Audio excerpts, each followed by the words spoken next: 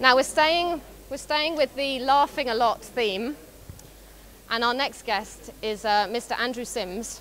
Andrew, please join us. And he knows a lot about happiness, don't you? Because you've studied it and you know a lot, don't you? Well, I have just been drinking a bottle of Danish Christmas Yuletide beer, so I'm feeling pretty merry at the moment, actually. Might not show, but I am. Now, our point is that there is no link between climate change and happiness. There's nothing funny about climate change, but you have got a link. What's your link? I think you might be wrong, actually. I think you might be fundamentally wrong here, because the fascinating thing, which very few people have looked into, of course, the reason we've got climate change is because we consume and produce too much crap, which requires fossil fuels to produce and consume. But a very interesting thing happens, especially in rich countries, when you look at the range of lifestyles people have. You've got people living very frugally, nicely within their limits. They might be lying because it's actually very hard to get down to one planet living, but they say they are. And you've got people right up there with TVs the size of swimming pools, 3 cars parked outside, flying around the world year after year, up at 8 planet living.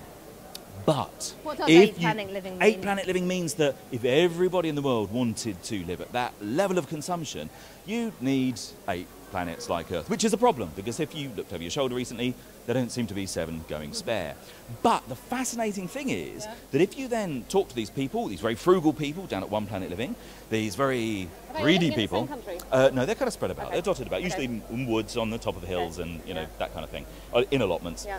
And then you've got these people up at 8 planet living, and you ask them, how do they feel about their lives? What's their level of life satisfaction? What's their level of well-being? And amazingly, it turns out that you're just as likely to have a high level of well-being, a high level of life satisfaction at 1 planet living as you are at 8. So if you're in a rich country and you're consuming vastly too much, driving climate change, actually you've got nothing to lose by getting rid of all that stuff, or rather, even better, not buying it in the first place. So in other words, we're screwing the planet. For no good reason. And we're not even having a good time. For the last 3 or 4 decades, our levels of economic growth, our levels of consumption have been going up and up and up and up and up like that. Our life satisfaction has flatlined, and that's because we're looking in the wrong place to find our quality of life. And the great thing is that if you get off that treadmill, stop overworking to have more income than you need, to buy more stuff than you need, if you actually did a bit less, spend more time going for walks in the woods, chatting with your mates, staying at home with your family, having a sing-song, going down the pub, blah, blah, blah, blah, blah, you'd be happier, much happier.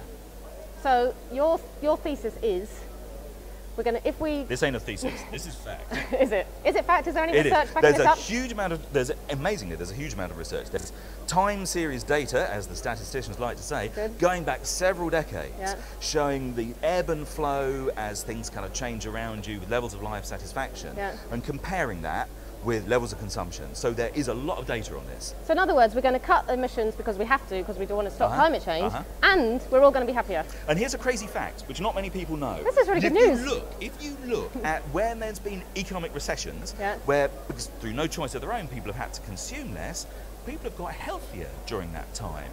Whether it was in Cuba after the Cold War, or in kind of Britain during the Second World War, or in any big economic recessions, you start consuming less, your health improves too. So you're happier, and you're healthier. Can't lose. Now I've noticed something. Yeah? Amongst all my friends who work on climate change, which is quite a lot, all my friends who work on climate change all the time are happier than all my friends who don't work on climate change all the time. Is this just my observation, or is there any basis? Do you know what? You have stumbled across one of the latest pieces of academic research. Finger to the pulse. And this is no mistake. There is a psychologist working in America called Professor Tim Kasser. I'd like to point out this is not rehearsed. This is kind of a genuine throw-in. Professor Tim Kasser. He studied college graduates, students, some of whom identified themselves as activists, people who were out there doing things and planning to do more stuff, campaign on these sorts of issues, and compared them with people who weren't. And the people who were activists and were planning campaigns had higher levels of personal fulfillment and were happier. And there we have it. We got it. So we're going to be happier and we're going to save the planet. It's a no-lose situation.